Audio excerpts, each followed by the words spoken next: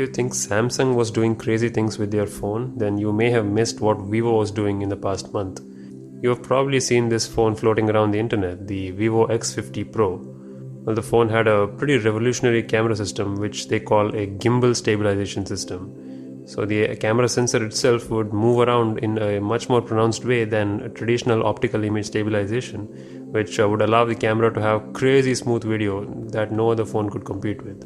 And yeah, the real world test did show that this camera could outperform the Galaxy S20 Ultra or even some other big boys in the market, at least in terms of the stabilization. Now, looking at the spec sheet, you may have guessed that this phone was not the actual flagship phone, but in case you didn't know, Vivo actually makes another phone which is the more premium option in the X50 lineup. It's named as the X50 Pro Plus. These names, am I right? Well, the X50 Pro Plus is, confusing, as I said. It's technically an upgrade from the X50 Pro, but it doesn't have the main headlining feature, that gimbal camera system. Then why would they even make this as the flagship? Well, it basically boils down to one thing: better hardware. That's literally it. The camera sensor used is a better sensor, which is a 50 megapixel Samsung GN1, which uses dual pixel autofocus and pixel binning, which basically means that you get a lot more pleasing and more detailed shot as opposed to the camera present on the standard X50 Pro.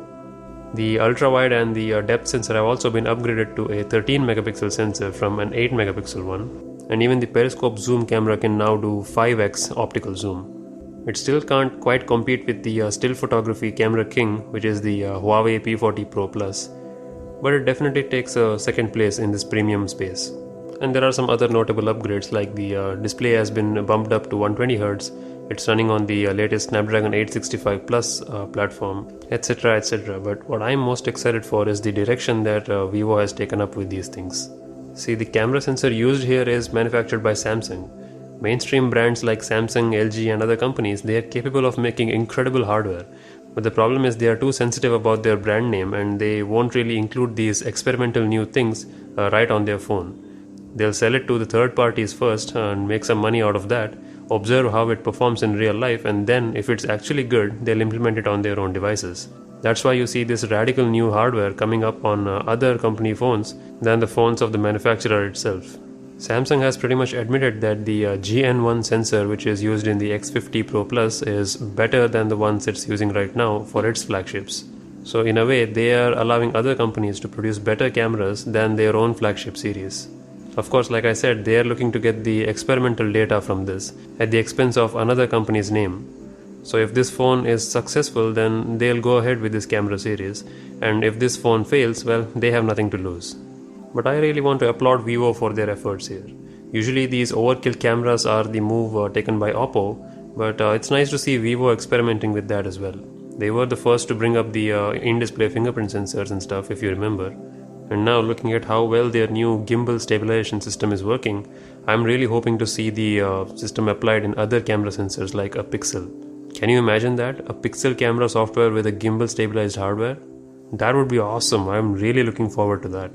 Because I really think that's the biggest thing that companies should be focusing on now. Not crazy 8K videos or 10x, 100x zoom, but basic stabilization, because cameras can already record great quality footage. The only thing that oftentimes makes them unusable is the shakiness of it.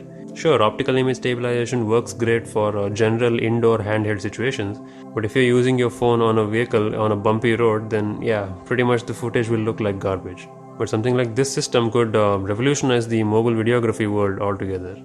After all, the best camera is the one that you always have with you, not the one with the highest resolution and the highest specs, but the one that you can use at any time at a moment's notice. That's why I love smartphone cameras. Even though my smartphones cost more than entry-level DSLR, I don't really go for a digital camera because it's just so convenient to launch a camera app on your phone and record high-quality footage. And any innovation made in this field to improve the already great experience that we have definitely makes me happy. Okay, so that was a quick look at Vivo's crazy new camera tech. What do you think about this thing? Do you see a future where you would be using a phone like this? Leave your thoughts in the comments down below, and with that said, until next time, take it easy and I'll see you soon. Cheers.